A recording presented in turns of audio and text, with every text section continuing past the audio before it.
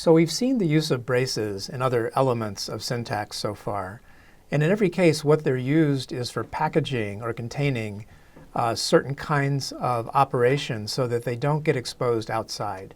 And this idea of encapsulation is a protective mechanism in code to make sure that something unintended doesn't happen. For example, if you take medicine, it might be in the form of a pill. And when you swallow the capsule encapsulates the contents so that the contents aren't released until they get to the right part of your body where they should be released. So these braces are used as a scoping or encapsulation mechanism. They hide unnecessary detail and they prevent unwanted interactions. If we think about this in terms of a for loop, we see a for loop here with the iteration I going from 0 and then up to but not including n. And the variable I is actually limited in scope to just inside the braces and inside the parentheses of the for statement. So this use of I is very local, it's very contained. If you wanted to use I again later, you could redeclare it and would have no conflict at all with this particular use of I.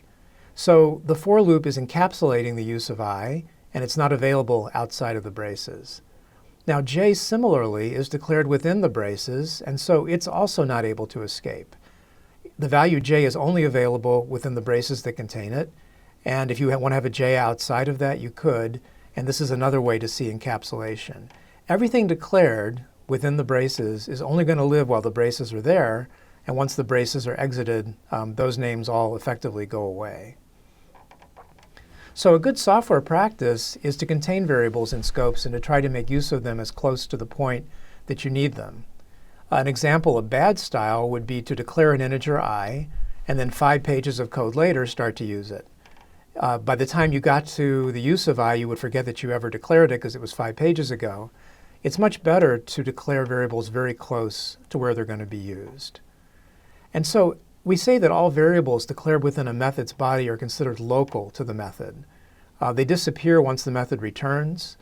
They have no value once the method returns, and they're only active while the method is executing. And we say that such variables are limited to the scope of the braces, which is the text between the braces. Now, in the modern text editors that we use in the development environments, the code is indented properly and the braces can be shown where they match, and so it's very easy to find where the different scopes are inside your code.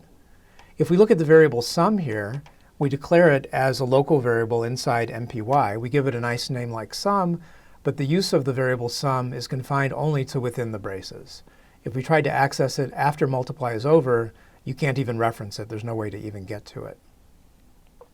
These parameters c and d, even though they appear inside the parentheses before the brace, just like in the for loop, are effectively considered part of the brace, and so they're not available outside of multiply either. The variables passed in would be available, but that's in a different context or a different scope. The for loop confines I, just as it did before, to within the braces that are highlighted here. So in summary, we use scope as a way to limit the effects of code, to contain the idea of a concept of a variable, to hide details and to avoid unwanted interactions.